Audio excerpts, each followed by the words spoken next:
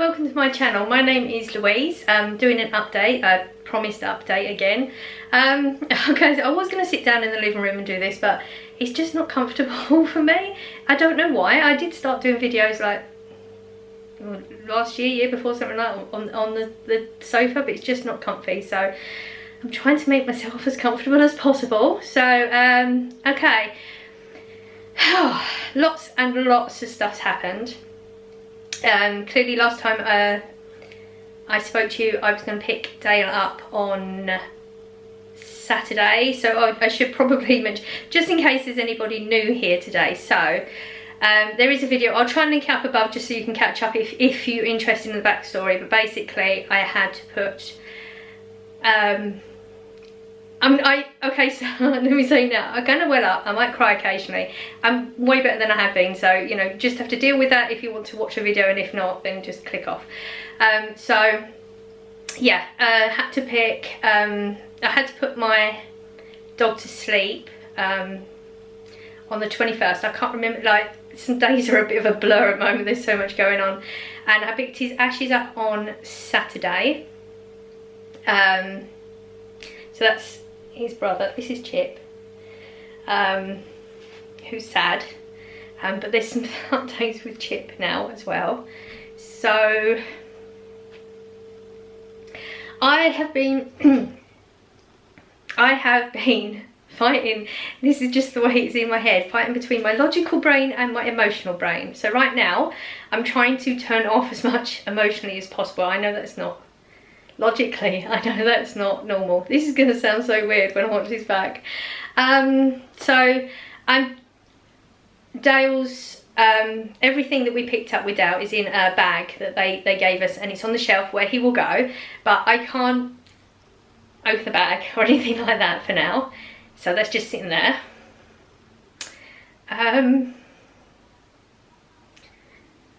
We are at some point going to get an urn for him as well. We're just going to get a custom urn. So that happened on Saturday. Sunday's just normal Sunday. Monday, Chip, he's been starting, you can see, he has been more sad. Monday was my first day back to work for a week, and I was really, really exhausted. So we slept most of the day. Do you want to go down? Are you okay? You okay? It's hard to know what he wants at the moment. Are you okay?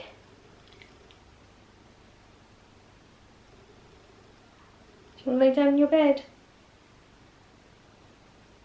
I'm going to see if he wants down on his bed. Hang on. I think that's what he's wanting. I'm not sure. His bed's right here, so he's with me all the time at the moment. So where was we? Yeah, we're going to get a custom urn for Dale when I'm ready to do that part of it. So Monday, went back to work, totally exhausted, slept most of the day with Chip, gave him his dinner, and then we decided to go out for a walk. I've been doing walks with him more in the evening, so it's just me and him, not too many distractions, and it's just literally a walk wherever he wants to walk.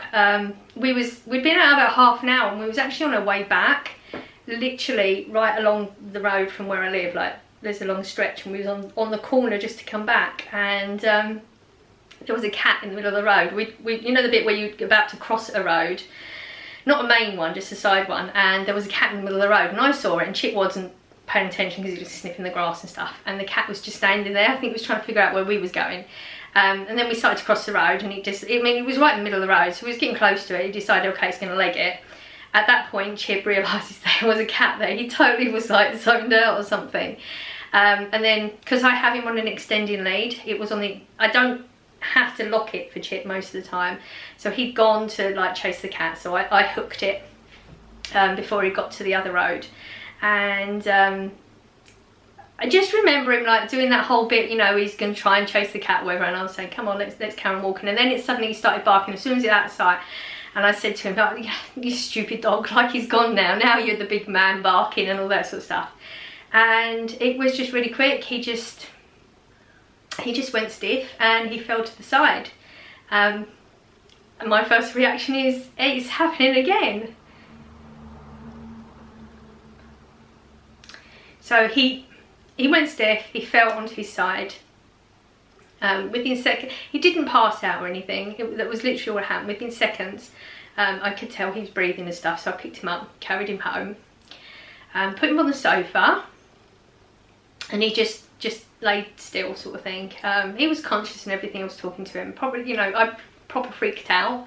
And I phoned my daughter Blossom, told her everything that was going on. She said I need to calm down, and she's coming around straight away. So she did. Whilst I was waiting for her, I picked Chip up to put him on the floor because I hadn't checked, you know, when this all happened with Dale. He lost his mobility and stuff, but he was fine. He was walking. I did all the other tests, you know, make sure that he wasn't things that obviously happened with Dale. He was very like right-sided, like walking to the right, head tilted to the right. Didn't have any of that. He seemed fine. So Blossom come round, phoned the vet, spoke to the vet. This was like 7:30, 8:30, something between 7:30 and 8:30. So it would have been on an emergency. We wasn't planning on taking him to the vet anyway, because there's nothing they can do at that point anyway. He's, you know, we don't know what's happened, but there's nothing that nothing's happening to him. He's all fine. Blossom went home, and she's going to come back in the morning and stay with him whilst I went to work, because clearly I wasn't going to leave him alone. Everything was fine. He acted fine, eating fine, everything. Came back that day, checked him, and Blossom said he was absolutely fine. He's had a little bit to drink and he's had a little bit to eat. Everything was okay. We had an appointment for 10 to 3. I slept all day again because I'm so exhausted. I think everything's physically catching up with me now, because I've been on not paying attention to anything, and now it's starting to catch up, so I'm just exhausted all the time. But Chip slept with me. We slept until literally got in from work, made a sandwich, and then just slept until the appointment. He had his no, he hadn't had his dinner because it was 10 to 3, and he usually eats about 3, so we thought we'd go and do it and come back and put him on the lead. The vets that we actually go to, it's one of these pets, I can't remember what it's called, pets at home, something like that, I can't remember. And it's a proper pet shop, and you walk through the pet shop and the vet's at the back. We got into the door, there was a dog. He did his usual wanting to bark at the dog, because he's always got a thing about bigger dogs, and he didn't really bark. It was more of a cough. He couldn't really bark. Went to carry on walking, and the same thing happened again. He went stiff, fell to the floor. I was a lot more calm this time. I was just reassuring him, telling him everything's going to be okay, and he's doing really well. The poor shop assistant saw it happen, freaked out, went running back to the back to get the vet. At that point, Chip had actually, because this happened literally within seconds, it's like 2-3 seconds, but clearly when it's happening it feels like a lot longer. He managed to get himself to sitting position, from laying flat to laying on it like normal. The vet come, picked him up, took him out the back. They said, you know, they're going to do all the usual, put a cannula in and check all his vitals and everything like that, and then they'll come out and speak to us. The vet come out and spoke to us. He told us everything that it could possibly be, like there's so many, like huge amount. It could be a whole section of this side of things, or like neurological, or I can't remember the opposite of that one was. So he said, well, as we've got the cannula in now, we'll do bloods, we'll do emergency bloods now, and you come back and we'll go through it. So that's what we did. So it turns out, he said if he'd witnessed it, he couldn't have told us what it was, whether it was actually a seizure or a fit, which is what I thought it was, or a faint. So he said that his words were, he's, you know, trained and experienced, and if he'd witnessed it, he couldn't have told you which one it was. But he thinks that he was fainting because of the fact that he got up so quick and he was so alert after, that he thinks it's oxygen not getting to his brain. So the oxygen doesn't, after the excitement, the oxygen doesn't get to the brain, which makes him faint, which to us would be he just goes stiff, falls to the side. But the second he falls to the side, everything what's the word, equals out, like whatever, the oxygen can do its job, like go round. So that's why he comes up so quick and is alert again, because the oxygen's now flowing again properly. So end result, as of right now, he said from his experience, without having MRIs and stuff, which we're not at that point right now, he's saying he's definitely got a heart murmur. He said it's classed as a severe heart murmur. Apparently they're graded from 1 to 6 and he's a 4, so he has a heart murmur. So we started him on tablets for that. So the way he explained that the blood goes through now I was talking to the woman at work today and we couldn't say it, the largest blood vessel that goes to the heart. He explained it like the blood gets oxygenated by the heart, goes through this thing, the vessel, which then puts that to the body, and there's a valve above it that should close, and then that's what it sends it all out. Well, Chip's valve is leaking, so some of it's going in the valve, so his whole body isn't getting oxygenated the way it should. So we've got a tablet to enlarge the valve, which will help that, and there's also fluid going into the lungs that shouldn't be going into the lungs as well, so he's also on a tablet, or it's in liquid form, to take the water out of his body. I can't think of the word, it begins with the D, but I think it's a T. Anyway, so he's on all those right now. So this all happened yesterday. Tablets, everything went fine last night. He's like he has to have 2 in the morning and then 3 in the evening, because we do half of a 2 of the tablets that are supposed to be in the morning, the other half's in the evening, and then the full dose of the other one in the evening, if that makes sense. Which was all fine, but today he's got that, do you remember, if you knew, you don't remember, you might not remember anyway, that he randomly gets a stomachache every now and again for 24 hours, he won't be able to eat, he has a gurgly tummy and stuff, and it's the coconut oil that helps, but because of everything that happened yesterday, all the amount of tablets he needed, we didn't actually manage to give the coconut oil, because he's been eating more than his main food, and normally I'd give him that after, so I think that's what it is. So he's not eating or drinking anything as of right now for the past, since last night, since his meal yesterday. Not worried about it because it's normal for him. Problem is, he's got to have these tablets, whereas I could just put it in his food and he's just eating it absolutely fine, no issues getting it down him.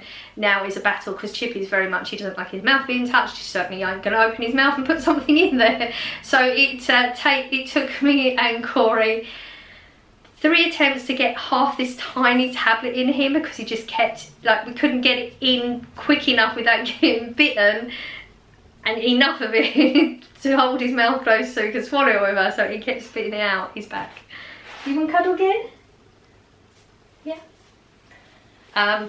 He's very much, he has been sad the past couple of days as well, so he's sad anyway, on top of the fact that he's probably not feeling great today. He has his moments. I did try and hoover a little bit. You know, housework is just not happening. So every time I can just do a few minutes, I'm trying to do that. But having to be aware of where he is, because clearly for the next week I've got to monitor him very closely to make sure that everything's okay. The vet was amazing. He said he's at work for the next 3 days, because they all do different shifts, but he's on until the end of the week. And he said, any questions, you just need a reassurance of anything changes, either bring him in immediately if something changes, or if you're just concerned about anything, or, you know, just anything. He said, just phone me. He was really good. I mean, he kept coming out in between his other clients that he had to see anyway, to go through tablets a couple of times, because there was a lot of information. I may have forgotten some bits, who knows.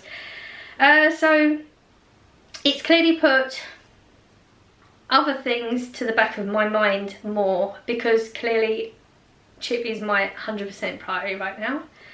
And then we're going to go back in a week, see how providing everything carries on as normal, see how all that's gone, and then we'll decide from there. If everything's working, then he's probably right about what he thinks is wrong. If not, we'll have to go for MRIs so they can scan the heart and things, because he said obviously he's going from from the bloods and from what he can hear and see for himself. He can't get inside to get any information, so that would be an MRI if we have to go that route.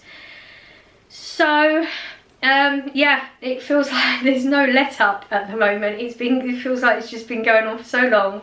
I am so exhausted. I'm literally just go to work, come home, we sleep. Don't we, Chip? think he wants to sleep again. He's proper leaving. Are you sleepy? Are you sleepy, little boy? He does this thing where he follows me and he wants to go and sleep. But he wants me to, he can see things out the window. He wants to sleep, but he doesn't want to sleep on the bed whilst I'm doing things. He actually wants to be on me, which means I have to keep sitting down. And if I'm sitting down, I'm going to go to sleep as well. So that's pretty much our routine. In between trying to get him to have his tablets, constantly, every time he wakes up, I'm trying to, like, even if he just licks a little bit of water off my finger or something, but he's not even doing that at the moment. Yeah, that's our routine at the moment. So there's not going to be an awful lot to report on. I hope I didn't bore you too much. I feel like there was a lot of information coming out. It was like, I don't know, I guess this is for my record as well as you're keeping you updated on what's going on. I mean, I know a lot of you are very invested in Chip and Dal, and yeah. Everybody got to see your face today, Chip. So we are gonna, the kids are back to school, and it's, oh, it's 20 to 5 now, so Corey will be coming down to help me try and give him his tablets again soon. I am going to take him out. I know if I go onto the main road, there's, I don't think I've ever seen a cat, and I don't think I've ever seen dogs, so that's like the safest route. So, you know, I'm clearly not going to go around anywhere. He does need a run. Run. I say run. He doesn't run. He's too old to run much anymore. He desperately wants to go out, because, like, when we went to the vet, I said to him, oh, we're going to go for a good run, we'll have a look around the shop, because clearly it's a pet shop, and the dogs are, they're allowed to have a look around. I thought they could sniff around, maybe pick a toy or pick a chew or something, and clearly none of that happened. So he feels a bit duped right now. Yeah, as you can see, he keeps looking out the window. He's ready for a walk. I'm gonna, you know, I can only do, you know, you can only do what you can do. He needs to get exercise still. He's not a dog he doesn't play with toys and stuff anymore, so I can't get him moving around. It seems that it's only the excitement from seeing the cat and the dog that did it, because obviously he got quite worked up when we was trying to give him his tablets, and there was no reaction or any, like, nothing bad happened. So that's what Corey said. He thinks it's more the excitement that must make the blood flow to the brain quicker or something like that. But I'm obviously going to be extremely careful. And that's, I was going, because originally I thought, oh, I could take you on a walk with us, and I thought, no, I actually can't, can I? Because I've got to be concentrating on what's going on around way more. So for his safety, you just had to be in my kitchen today. So I think that's everything. That's you totally up to date with what's going on here at the moment. I hope you're all doing well, everything's going well for you. I'm probably not going to come on again this week because it's already Wednesday. Hopefully I'll get this up like this evening. I'll edit and stuff. It'll probably be up late because it just probably will. No reason. It'll probably be up later on. And so I'm sending everybody out good wishes and good vibes, and I hope everyone's doing really, really well. And I will see you Saturday for the haul. I mean, I will be hauling on Friday, clearly. Corey's now got the next 2 days off work. 2 days? No, today was his schedule's weird. So his weekend is Wednesday, Thursday tomorrow. So tomorrow he'll be off. And then Blossom said that she's actually off work for a few days, so she's going to come and sit with him. Because clearly I'm not going to leave him alone at all. I don't know how this is going to go in the future, because Corey's shift and my shift actually coincide. See, I started talking again. I said I was going to say goodbye. So yeah, that's something to think about next week. We'll play it by ear. I'm really, really going to go. Everything that I said a minute ago. Good vibes. Hope everyone's doing really well. I will see you on Saturday's haul. And that's it, isn't it? I'll see you in the next one. Bye. You can say bye-bye. Say bye-bye to everybody. That's as much as you're getting.